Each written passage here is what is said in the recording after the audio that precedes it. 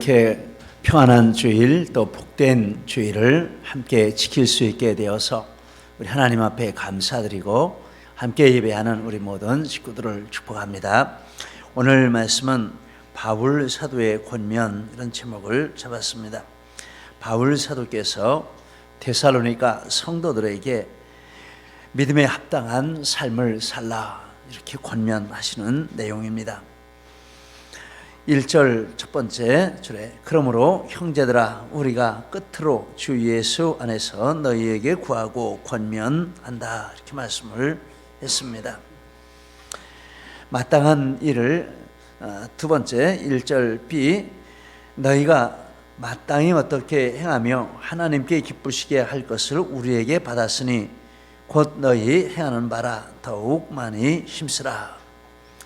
바울 사도가 예전에 데살로니가에 있을 때 이렇게 이미 말씀을 해준 내용을 지금 또 말씀을 한다라는 것입니다. 그 내용은 마땅히 그리스도인으로 행할 그런 삶의 내용입니다. 2절 우리가 주 예수로 말미암아 너희에게 무슨 명령으로 준 것을 너희가 아느니라. 6절 우리가 너희에게 미리 말하고 증거한 것 같이 이런 내용들 그리스도인으로 마땅히 살아야 할 이런 사항들을 말씀을 해주었는데 이제 이렇게 편지로 정리해서 다시 여러분에게 보냅니다 라고 말씀을 하시는 것입니다. 본문에 세 가지로 말씀을 하고 있습니다. 첫째 말씀은 거룩하라. 3절 B 너희의 거룩함이라. 거룩은 무엇입니까? 거룩은 하나님의 뜻입니다. 3절을 다시 보시면 하나님의 뜻은 이것이니 너희의 거룩함이라. 우리를 향한 하나님의 절대적인 뜻이 있는데 이 거룩함이라 하고 말씀을 합니다. 그래서 하나님이 우리를 부르신 것은 부정한 쪽으로 부르신 것이 아니고 거룩한 쪽으로 부르셨다라고 말합니다. 7절 하나님이 우리를 부르심은 부정하게 하심이 아니요 거룩하게 하심이니. 우리 저 화면에 리빙 바이블 영어 말고 한글로 된 것하고 메시지 성경도 영어 말고 한글로 된 것하고 그 부분을 좀 비춰주시기를 바랍니다. 같이 리빙 바이블 같이 보시면서 읽겠습니다. 하나님은 우리를 더러운 마음과 방탕으로 부르신 것이 아니고 거룩함과 깨끗함으로 부르셨습니다. 또 메시지 성경에 하나님은 초대하신 것이 아니고 거룩하고 아름다움 속사람과 겉사람의 아름다움으로 초대하셨습니다. 이렇게 하나님께서 우리를 부르신 것은 거룩함과 깨끗함 그리고 아름다움 속인격과 겉사람의 삶의 모습이 아름다운 안팎이다 아름다운 이런 모습으로 우리를 부르셨다라고 말씀을 합니다.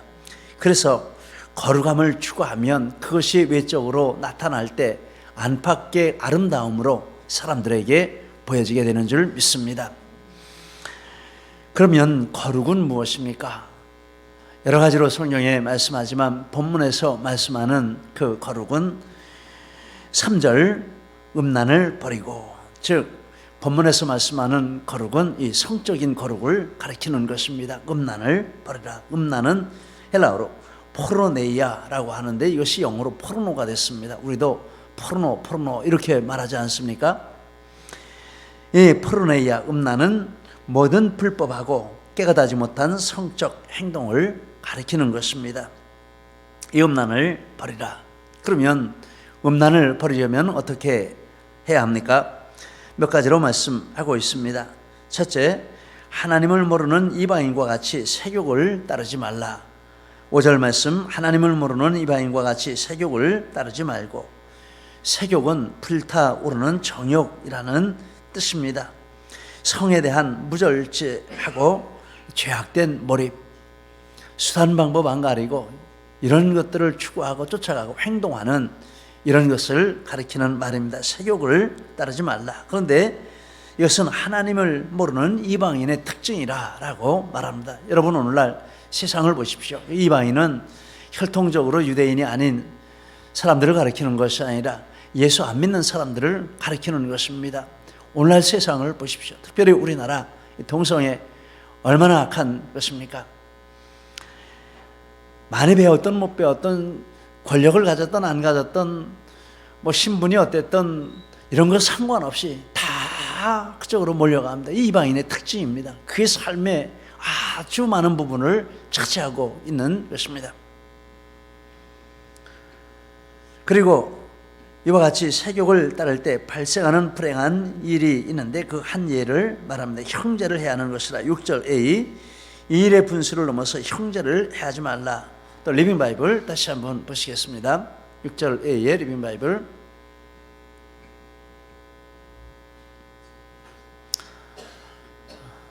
스크린 좀 비춰주세요.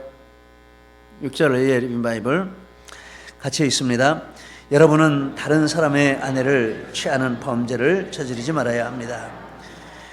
이 분수를 넘어서 형제를 해야 한다라는 말은 이런 다른 사람의 아내를 취하는 이런 것을 가리키고 있는 것입니다. 그래서 세욕을 다스리지 못하면 내 가정과 남의 가정을 파괴하는 이런 결과가 오게 됩니다. 근데 지금 그래서 가족제도를 무너뜨리자 하지 않습니까? 가족은 둘이 살면 가족이지 뭐가 가족이냐. 이렇게도 가족이 될 수 있고 저렇게도 가족이 될 수 있고 평생을 살면서 가족을 10개도 만들 수 있고 100개도 만들 수 있고 원하면 헤어지고 원하면 만나고 이렇게 하는 거지 뭐가 문제냐. 그러나 성경이 말하는 가족제도는 그런 것이 아니고 우리가 알고 있습니다. 세욕을 다스리지 못하면 내 가정과 남의 가정이 파괴되는데 오늘날 이것을 법으로 보장해 주겠다라고 하는 것이 동성애법입니다.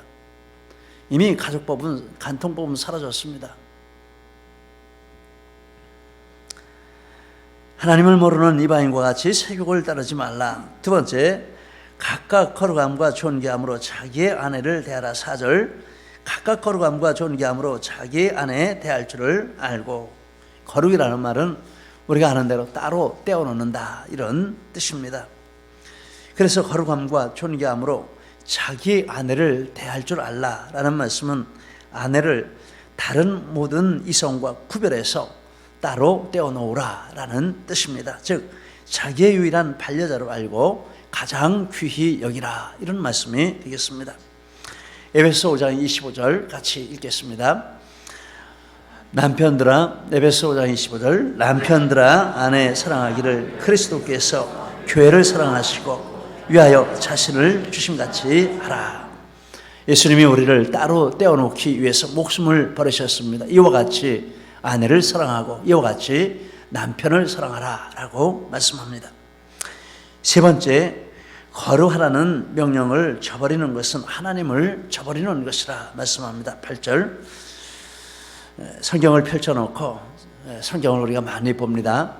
본문에 나와 있는 것은 저기 띄우지 않고 안 나와 있는 부분은 띄우고 또 이렇게 번역본을 이렇게 인용하는 것은 같이 이렇게 오늘서부터 띄워서 보시도록 하겠습니다. 8절, 그러므로 저버리는 자는 사람을 저버림이 아니요 너희에게 그의 성령을 주신 하나님을 저버림이라. 왜냐하면 이 명령을 주신 이는 눈에 보이는 것으로는 바울을 통해서 왔지만 본질적으로는 하나님의 말씀이기 때문입니다.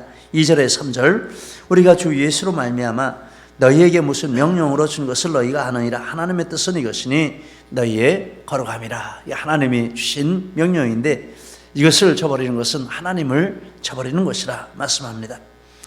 그리고 네 번째, 모든 일에 주께서 신원하여 주신다. 6절 B, 이는 우리가 너희에게 미리 말하고 증언한 것과 같이 이 모든 일에 주께서 신원하여 주심이라. 신원한다라는 말은 갚아준다라는 뜻입니다. 하나님께서 두 가지로 갚아주십니다. 첫째는 악을 행하는 자에게는 형벌로 갚아주십니다. 6절에 우리가 읽었습니다. 이 모든 일에 주께서 신원하여 주심이라. 이걸 리빙 바이블 다시 한번 보도록 하겠습니다. 우리가 여러분에게 엄히 말한 대로 이런 일을 행하는 자는 하나님께서 무섭게 벌하실 것입니다. 신원한다라는 말을 이렇게 했습니다. 악을 행하면 거기에 하나님이 무섭게 벌을 하시는 것으로 갚아주시고, 두 번째, 선을 행하는 자에게는 상으로 갚아주십니다. 요한계시록 22장 12절 말씀을 보겠습니다. 보라, 내가 속히 오리니 내가 줄 상이 내게 있어 각 사람에게 그 일한 대로 갚아주리라. 하나님은 신원하시는 하나님이시다. 행위가 있으면 거기에 반드시 결과가 따라오고 심판자는 하나님이시다라는 것을 우리가 잊지 말아야 한다라는 것입니다. 첫 번째, 거룩을 추구하라. 특별히 성적인 면에서 거룩을 추구하라. 지금 이 시대에는 하나님이 주신 이 명령을 정면으로 거스르고 거룩을 범하는 것을 법으로, 인권으로 말하고 거꾸로 가는 시대에 우리가 살고 있습니다. 무서운 시대입니다. 그래서 우리가 동성애 합법화하는 조례를 폐지하라라고 사인을 하는데 많이 사인을 못 해주셨습니다. 예배 끝나고 각 순장님들은 순원들 순모임 안 할지라도 좀 같이 모여서 사인을 해서 오늘까지 내주시기를 바랍니다. 청년 순장도 그렇게 해주시기 바랍니다. 내일 붙이고 이번 주 안에 경기도 의회에 접수가 되어야 합니다. 좀 많이 해주시기 부탁드립니다. 첫째, 바울이 권면해 주시는, 바울을 통해서 하나님이 권면해 주시는 첫 번째 권면은 이 거룩하라라는 말씀입니다. 우리는 이 부분에 있어서 하나님을 기쁘시게 해야 할 줄 믿습니다. 두 번째, 형제 사랑을 실천하라. 그런데 이 형제 사랑에 대해서는 데살로니가 성도들이 하나님의 말씀을 따라서 잘 하고 있다라고 말합니다. 9절 10절을 우리 성경에서 함께 같이 보시겠습니다. 형제 사랑에 관하여는 너희에게 쓸 것이 없으면 너희들 자신이 하나님의 가르치심을 받아 서로 사랑합니다. 너희가 온 마게도냐 모든 형제에 대하여 과연 이것을 행하도다. 형제들아 권하노니 더욱 그렇게 행하고. 1장에서도 이 부분에 대해서 이렇게 말씀을 한 적이 있습니다. 그래서 잘 아는 부분이기 때문에 넘어가고, 세 번째, 자기 삶을 책임지라, 이런 말씀을 하십니다. 먼저 자기 일에 힘쓰라. 11절 말씀, 또 너희에게 명한 것 같이 조용히 자기 일을 하고 너희 손으로 일하기를 힘쓰라. 조용히 자기 일을 하라라는 말은 다른 데 신경 쓰지 말고 자기 일에 집중하고 관심을 기울이라라는 뜻입니다. 힘쓰라라는 말은 열망하다, 간절히 원하다라는 뜻입니다. 그래서 너희에게 명한 것 같이 조용히 자기 일을 하고 너희 손으로 일하기를 힘쓰라라는 말을 리빙 바이블은 이렇게 번역을 했습니다. 리빙 바이블 다시 한번 보시겠습니다. 여러분은 정돈된 마음으로 여러분의 일에 전념하기 바랍니다. 이것이 여러분의 소원이 되어야 합니다. 이와 같이 자기 맡은 분야에 있어서 마음을 집중하고 그 분야에 인정받는 그런 사람이 되라라고 말씀을 하십니다. 디모데전서 4장 15절 같이 있습니다. 이 모든 일에 전심전력하여 너희의 진보를 나타나게 하라. 자기 삶을 책임지는 첫 번째 요소는 자기 일에 전심하고 전력하는 것입니다. 여러분, 우리 맡은 일에 게으르지 마시기 바랍니다. 학생은 공부에 전심전력 하시기 바랍니다. 우리가 맡은 일에 전심전력해서 시간을 허비하지 말고 정말 그 일에서 인정받고 그 분야에서 인정받는 그런 삶을 사는 것이 우리 삶을 책임지는 중요한 방편인 줄 믿습니다. 또 반대로 생각해 보면 이 부분이 안 되면 다른 어떤 부분에서 탁월할 수가 있겠습니까? 두 번째, 아무 궁핍함이 없게 하라. 12절 B, 또한 아무 궁핍함이 없게 하라. 리빙 바이블 또 보시겠습니다. 그러면 여러분은 경제적으로 남에게 신세지지 않을 것입니다. 자기 일에 전심전력하면 경제적인 면에서 궁핍함을 면하게 된다라고 말씀합니다.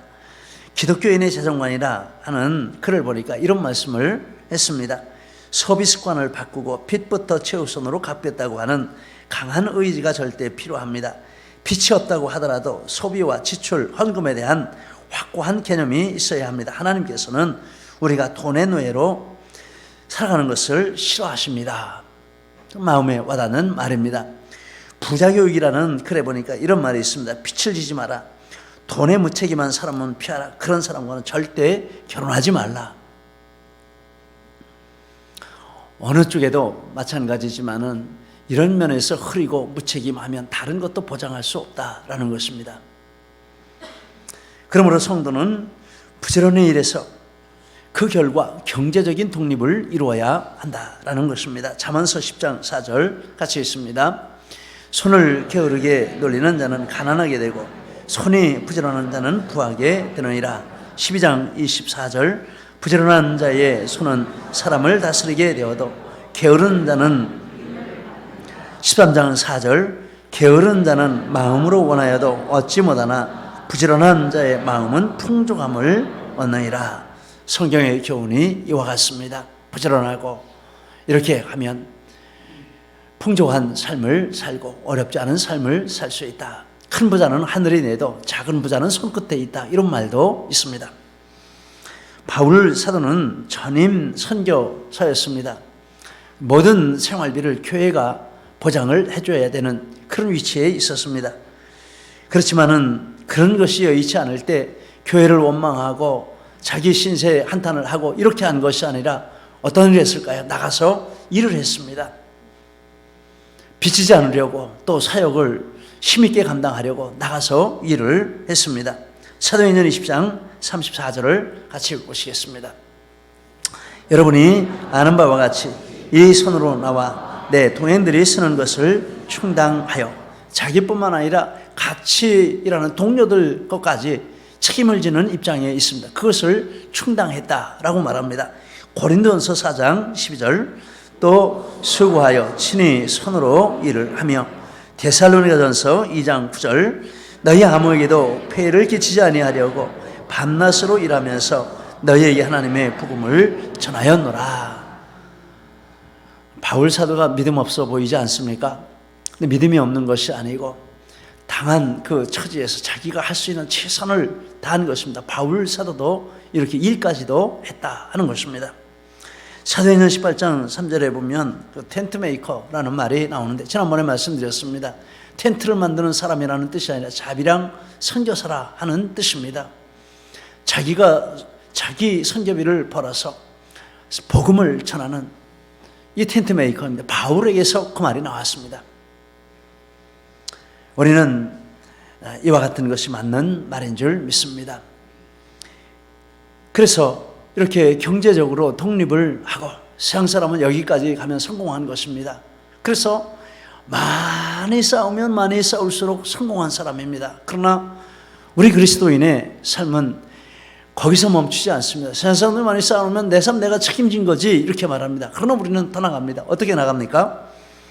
이웃을 도우라 라고 말씀을 합니다.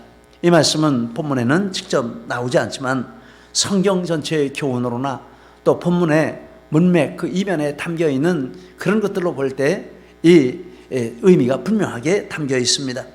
그리스도인은 비치지 않는 데서 만족할 것이 아니라 이웃을 도우라 성경은 말씀합니다. 이사야 58장 7절 말씀을 같이 보십니다.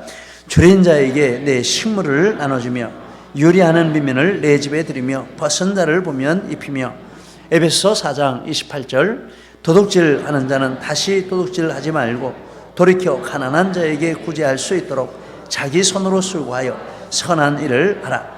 사도행전 20장 35절 수고하여 약한 사람들을 돕고 또 주 예수께서 친히 말씀하신 바 주는 것이 받는 것보다 복이 있다 하심을 기억하여야 할지니라.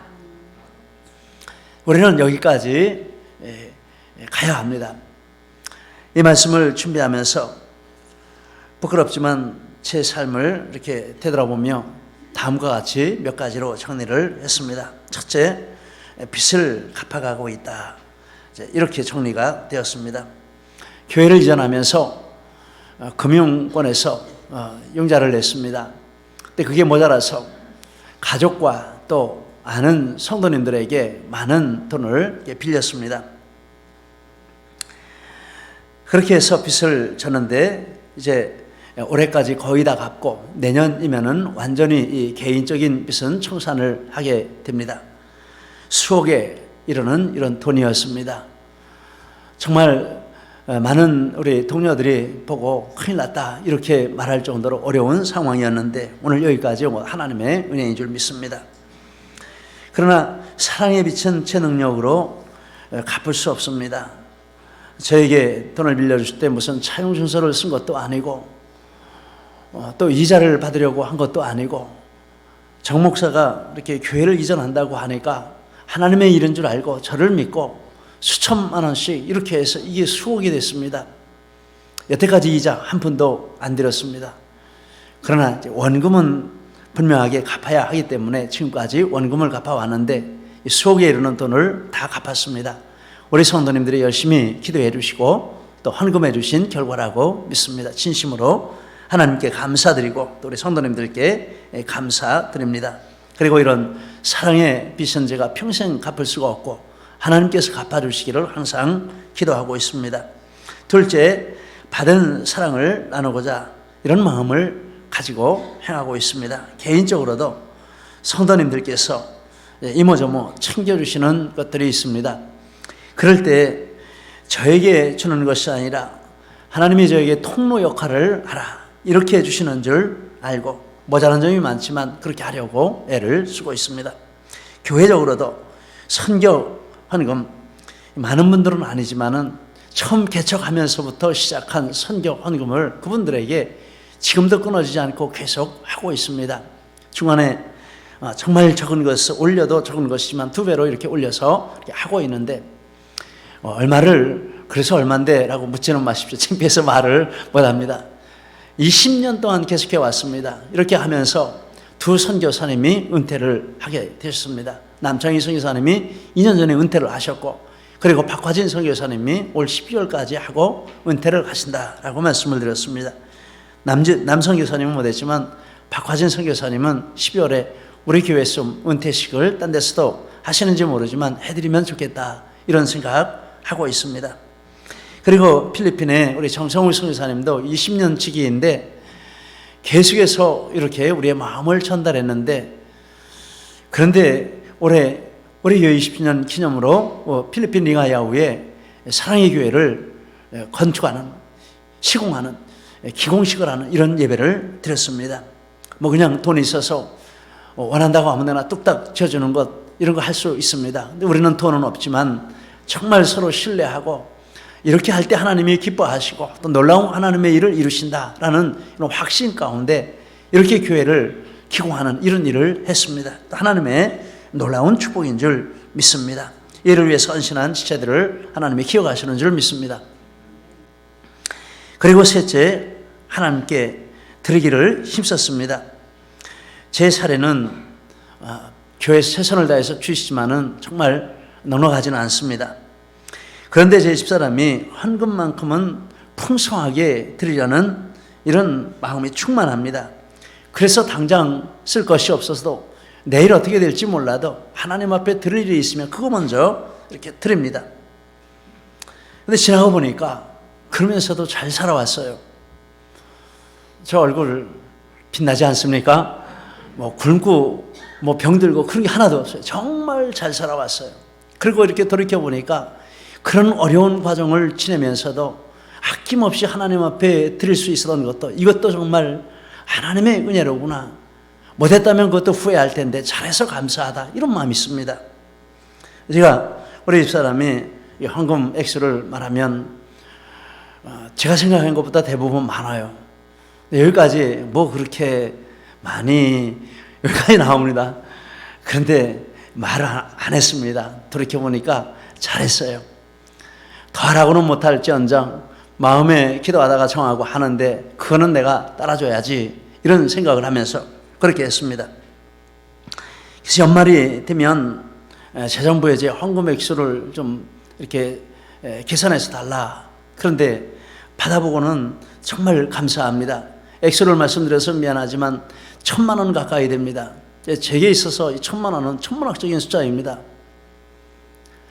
그것을 보면서 아주 큰 부자가 된 느낌이고 하나님 이거 다 받으셨죠. 이런 마음이 들고 그 어려운 가운데서 그렇게 하나님 앞에 드리게 해주셔서 감사합니다. 감격이 생기고 그렇습니다. 하나님의 비밀을 체험하는 삶을 사는 것과 같이 그런 기쁨이 있고 감격이 있습니다. 그리고 네 번째, 외인에게 단정하게 행하라. 열심히 일해라. 경제적으로 궁핍하지 않게 하라. 남을 도우라. 그리고 네 번째, 외인에게 단정히 행하라. 12절 A, 이는 외인에게 대하여 단정히 행하고, 또 리빙 바이블을 보시도록 하겠습니다. 같이 있습니다. 그러면 비그리스도인들까지도 여러분을 신뢰하고 존경하게 될 것입니다. 교회가 욕을 먹습니다. 안 믿는 사람들이 믿는 사람들을 욕합니다. 다른 이유도 있겠지만 이 부분입니다. 경제적으로 투명하지 않다는 거죠. 그리고 믿는 사람한테 돈 떼먹겠다는 거죠. 아주 잘 믿는 것처럼 아더니 나중에 돈 빌려달라고 해서 돈 빌려주니까 떼먹고 어디로 도망가고 나오지도 않고, 이런 말 얼마나 우리가 많이 듣습니까? 그런데 이 부분에 있어서 안 믿는 사람들에게까지도 존경을 받을 수 있고 신뢰감을 줄 수 있는 그런 삶을 살라. 여기까지가 우리 그리스도인은 자기 삶을 책임을 지는 것입니다. 여기까지 와야 됩니다. 교회가 여기까지 오고 우리 각자 한 사람 한 사람이 여기까지 와야 됩니다. 그래야 우리 삶을 하나님 앞에 책임지는 것입니다. 그리고 이렇게 살 때 세상이 우리를 존경하게 될 것입니다. 교회는 존경스럽다. 믿는 사람들은 믿을만하고 존경스럽다. 그리고 그런 것들을 통해서 선교의 문이 열리고 전도의 문이 열리는 역사도 일어날 줄 믿습니다.